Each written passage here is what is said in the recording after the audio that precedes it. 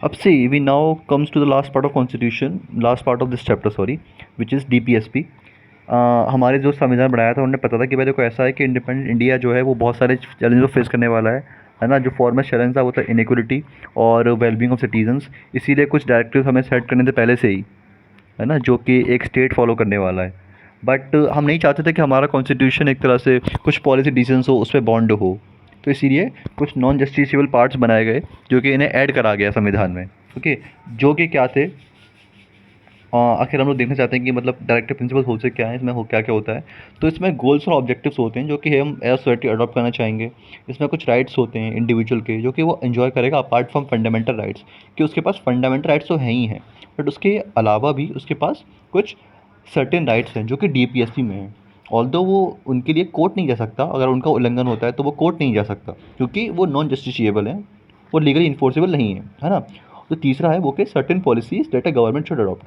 ठीक है, अब मैं आपको बताऊंगा कि कुछ क्या बिल्स थे, क्या मतलब क्या करा, मतलब डीपीएसपी मेनली होता क्या है। तो आपसे आपको पता लग गया कि भाई जो सरकार ने पास करे बहुत सारे ज़मींदारी बिल्स हो गया, ज़मींदारी एबॉलिशन बिल्स। बैंक को नेशनलाइज करा था इंदिरा गांधी के टाइम पे। ओके, बहुत सारे फैक्ट्री लॉस को इनेक्ट करा गया था। उसके बाद मिनिमम वेज को फिक्स करा गया, कॉटेज और स्मॉल इंडस्ट्रीज़ को प्रमोट करा गया, रिजर्वेशन करा गया SC ST के लिए, है ना। तो यही मेनली होता है डीपीएसपी में, है ना। अगर आपको मेनली देखना है कि भाई डीपीएसपी मेनली है क्या, तो ये चीज़ जो चार्ट दे रखा है, you can read it. Relationship between fundamental rights and directive principles.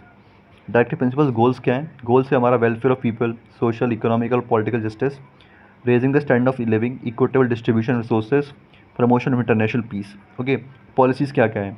आपका यूनिफॉर्म सिविल कोड हो गया, आपका prohibition of consumption of alcohol liquid हो गया, आपका कॉटेज इंडस्ट्रीज को प्रमोट करना हो गया, prevention of slaughter of useful cattle, उसके बाद प्रमोशन ऑफ विलेज पंचायत।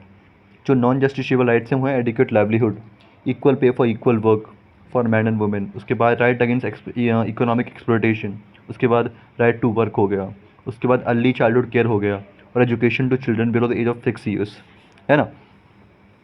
अब जो आपका आपका नया टॉपिक है वो है राइट टू प्रॉपर्टी।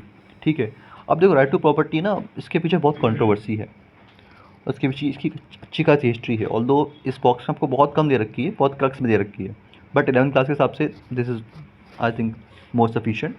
तो इसे पढ़ते हैं कि see behind the controversy about relationship between rights and directive principles there was one important reason. Constitution originally there was a fundamental, जो राइट टू प्रॉपर्टी था वो ओरिजिनली एक फंडामेंटल राइट्स था। ठीक है, लेकिन 1950 तक government made many laws that limited this right to property. The right was at the center of long debate over relationship between rights and directive principles. Finally supreme court ने 1970 में क्या करा कि भाई देखो ऐसा है, जो राइट टू प्रॉपर्टी है वो अब पार्ट नहीं है बेसिक स्ट्रक्चर ऑफ कॉन्स्टिट्यूशन का, इसीलिए parliament has to power to abridge this right by an amendment.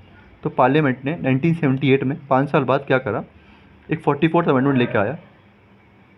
Constitution ने रिमूव करा right to property fundamental right से, और इसे सिंपल एक लीगल राइट बना दिया आर्टिकल 301 के अंदर। सो पहले हमारे 7 फंडामेंटल राइट्स थे, बट आज के टाइम में हमारे सिर्फ 6 फंडामेंटल राइट्स है। Right to property is not a fundamental rights, it is a legal right. So which you can read it simply. Okay, now this was the end of the chapter. So this was all about this chapter. इसको आप simple reading मार सकते हैं, उसके video देख सकते हैं, and after this you can solve the exercise which you be able to understand it, you will be able to solve them. So yeah, thank you.